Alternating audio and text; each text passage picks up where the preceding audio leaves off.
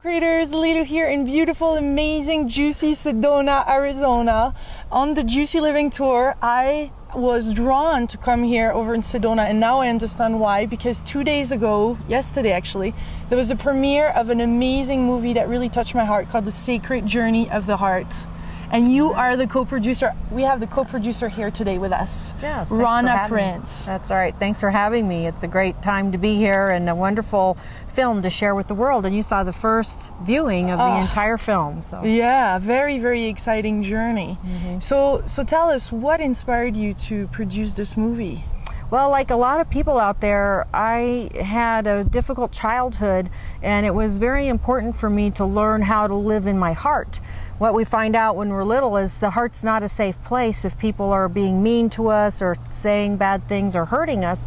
And so I spent decades of my adult life talking about ideas and the mind, and I knew something was going on here on earth right now about getting into the feelings and the emotion. We talk about a paradigm shift, and my dream was, let's show through the work that I've done and many of the people that are in our film, how do we move out of the world of the mind and ideas and move into the heart. It's the heart that connects us, it's the feelings that unite us, and it's love that will heal what's happening in the world. That's beautiful, and it's so courageous of you to really, we see you in the movie sharing and opening up everything so that you are sharing your journey and people can get it.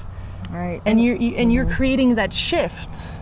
It's part of the journey is, I think, right now, just to tell our story, to say, this is who I am. We've all suffered, we've all had pain, but to the extent that we can open our hearts and share it with the world and say, I've learned to find a way to love myself again, to let go of that I'm not worthy or I have to stay in a place of hiding.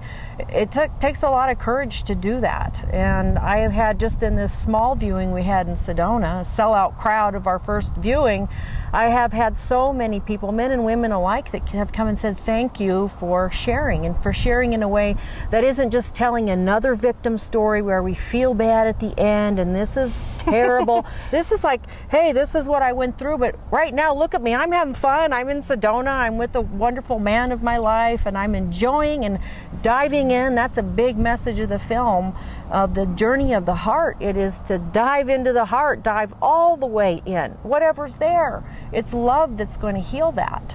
Were you scared at some points to dive in? I was very scared. I hid out for a long time and said, I'm going to be a spiritual teacher. I'm going to just stand in front of a crowd and I will talk about things from here up.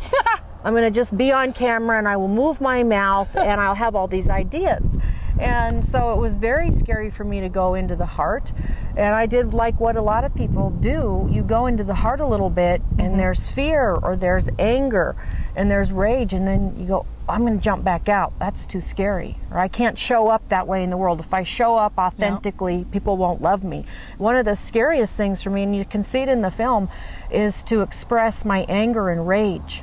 And it was very difficult for me as a producer to say, keep that scene in there, where I'm saying, here, I'm trying to find my authentic self all my life. And it took a lot of work for me to say, deep breath and keep going into the heart. I am going to show that, because we have this idea as spiritual people that anger and rage are low vibration and negative. That's just an emotion. What's a low vibration is keeping it stuffed inside, and it becomes toxic. If you express anger and rage, you let it out and it's gone. So it was scary, but I'm very glad that I did it, and I'm willing to show up on film without being the one with the perfect makeup and hair, saying, hey, this is who I am. Yeah, and it gives authorization to others to do so.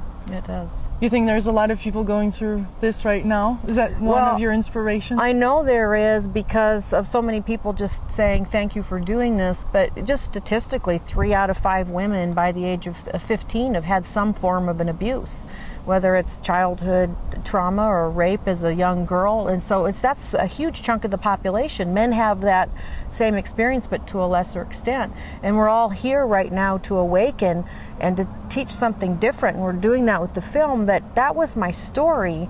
And I no longer hold on to that as saying, oh, look at what horrible thing happened to me and I can heal too.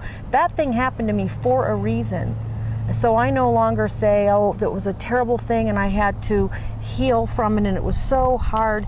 That was something that happened for my benefit, so I could do what I do today, so I could have walked that path, and then I can authentically say the message, if I can do this, so can you. So that was, everyone's going through it in some form or another. Yeah, but it is scary. It goes with fears. But you're saying that the forgiveness is a really radical forgiveness. That's what you talked about. Can you share a bit about that? Well, radical forgiveness is one of the final pieces in the toolbox that came together for me. I had a lot of, this comes from Colin Tipping at the Institute of Radical Forgiveness.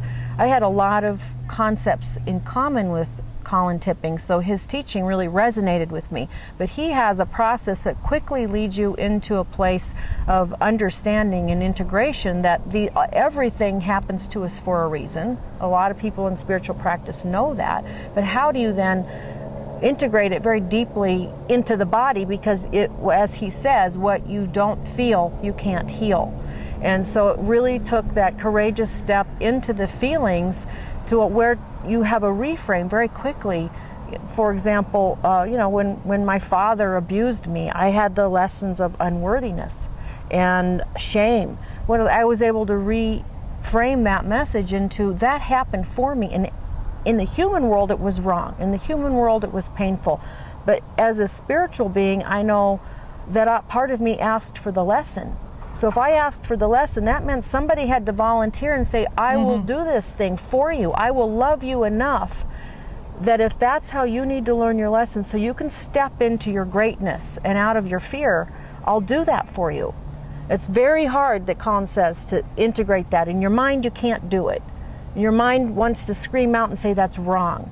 But when you go into the heart and you feel the feelings, there's this peace that comes over you and gratitude.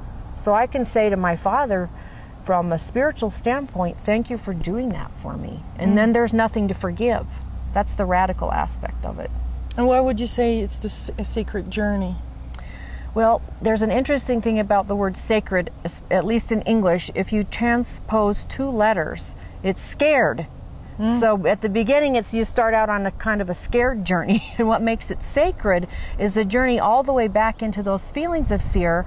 And then you understand that word sacred means to make whole again and to consecrate, to make whole and make holy again. So it's the sacredness is not about religion or a dogma, but it is the process of making yourself whole again from the shattering experiences that we all have.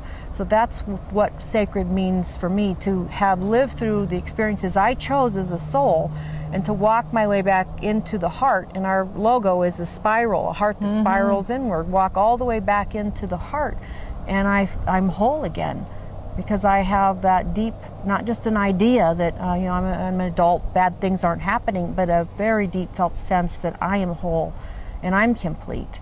And I show that to the world. And here's the neat part. My strength resides in my vulnerability. To be vulnerable enough to show up authentically on camera and say, yes, this happened to me for a reason, and I am whole. Very, very courageous and beautiful. Yeah, and you have wonderful teachers. Greg Braden is in your movie. I mean, how awesome is that to have attracted him? Some great speakers, Cynthia James. That was an amazing part of the movie, because my co-producer and I, Donald Backstrom, people didn't know who we were. We work in our little corner of the world, and we know we've been changing lives and helping people, but to have these doorways open and just people of the you know, stature of Greg Braden and Dr. Joe Dispenza from What the Bleep to say, sure, we'll do this film. We knew something magical was happening because we aren't known. I think it has to do with the title and the energy of the heart. And they just said, whatever it is, sure, we will be part of this. And we've received some amazing endorsements from him, and meditation teacher Sarah McLean out here in Sedona, a beautiful person who really helps people connect with their authentic self, and Sunny Don Johnston. So we're very lucky, and it's not luck, but just blessed to have all of these people say, we'll be part of this film, whatever it is. We know it's important. So how was that journey like? Did it started from one thought, and then you started putting it in place, and then those people came? I mean, how long did it took to do the movie, and how easy or difficult was it? Well, the film is very different in its final form compared to what we thought we were making a movie about, because I've been in the realm of metaphysical teaching, which essentially was to be in the spiritual, in the head and out, accessing consciousness, other dimensions out here, and I did a lot of channeling and saying neat and interesting things.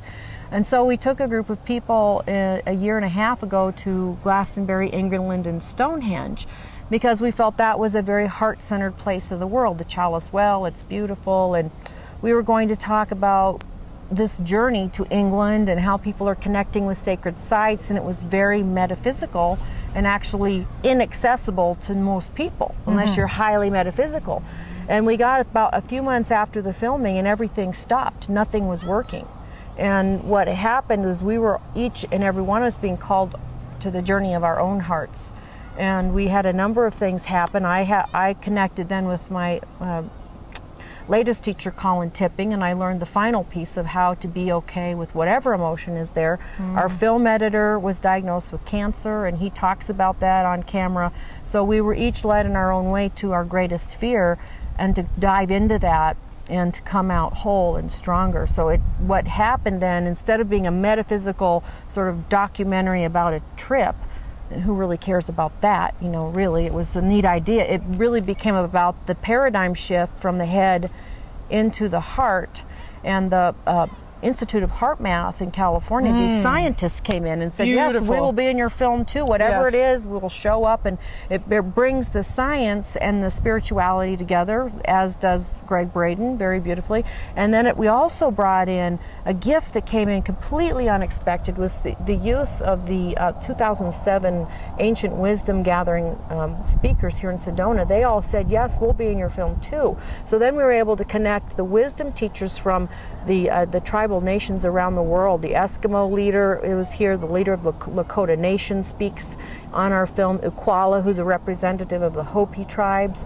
So that part came in as a gift for us too, because we didn't have the funding or the time to go interview these tribal leaders from all over the world, but they all gifted their participation in this film and said, we are connecting the ancient wisdom teachings, which are all about the heart, with your message of science of modern day and the spiritual knowledge that says the healing is in the heart.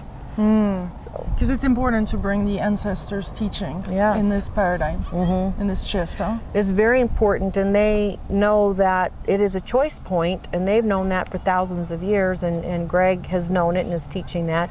And the choice point is not something about, you know, what we're going to do with our bank accounts. It's the choice about, are we going to feel what's inside? Because we're here is in a human body, and the human body is the only way you can really feel emotion. So the choice is to be present, to be in the heart, and to feel what you feel. We're not telling people go around in the moment and, you know, cry and scream and rage. We're showing people tools at the appropriate time in safe and nurturing ways to go into their hearts. What beautiful. I really love too how it is a real story, you know, and it brings the indigenous, and it's not just a formal showing. It's actually, it's bringing human experience into it, which really wraps it all around, and I think we can all relate to that. How long did it took to film the entire? Well, we had a few months of filming in the summer of 2009, and then everything stopped. I think you know, from where we are now, 18 months, but there was about a year in there where nothing could happen because we had to do our own journey. And so after we did that, then in October of 2010, then we started up again. And so you can see, if you look at, for example, my appearance, that there's something very different in some of the scenes from me in the beginning. Not only did I lose 25 pounds on this journey, because I let go of the baggage, the heaviness, I also lightened up. So my journey, my message at the end of the film is dive into the heart, tune into what's in there, and then lighten up. It's a lot more fun to hang out in this paradigm than the old one where I was a victim of everything. So it was 18 months in total time, but probably only 2 months worth of filming. The most important thing is what happened from the beginning to now was our own personal journey, where we were called into that place of the heart to really dive in and heal from what was holding us back. It's amazing how we decide to be our authentic self and go on this healing journey, how much we attract the right people. Yes. I mean, just for me being here and sitting with you is a proof of that. Because Sedona, I was supposed to do it in a few months, and I was really called to be here. And, you know, and I didn't even know a day before seeing the preview, the premiere, that I would see it. So it was just really all guided. It is, and we open our hearts and say, I'm showing up for whatever, and like Joe Dispenza and some other speakers say, let go of the way you think it ought to appear, then these miraculous things happen. And it's that inner spiritual heart-centered intelligence that leads us through those doorways to the right place. It's undeniable, you know, that you were meant to be here, and that the film was ready at the last minute, and we were able to show it to an oversold crowd, and we'll show it again the next day. So when is it coming out? We are finishing up the project, and it'll be coming out by the end of March. So DVD sales and premieres in major markets in some cities in Europe, since we've got a number of European speakers. So. Good. Great timing. It is. Now's the time. Yes. Now is the time. So would you have something else that you would like to share or say that you haven't mentioned yet, or something for people watching? Well, regarding that journey. Well, the journey to the heart is a long one in terms of time, but when you really commit to diving in, it can just be a moment. And I've experienced that time and time again. When I believed in my heart and I trusted my heart, the doors open so fast. Sometimes it takes the rest of me to catch up to my heart, but it's a really exciting and fun place. And you'll see that process of transformation on the film when you get a chance to look at it. It's a lot of fun. So we think about journeying into the heart. It's hard, it's difficult. But the real core of it is when you are in the heart, it's fun, and you're having fun, and you meet fun people, and you get to go fun places. And as I said, that's the paradigm I'm hanging out in now. So join us if you'd like. Thank you so much. Yes, thanks for having me, and Thank you. Showing up at the right time. Yes. So much love, my beautiful co-creators. And if you want to see more interviews, you can go on juicylivingtour.com. Bye. Bye.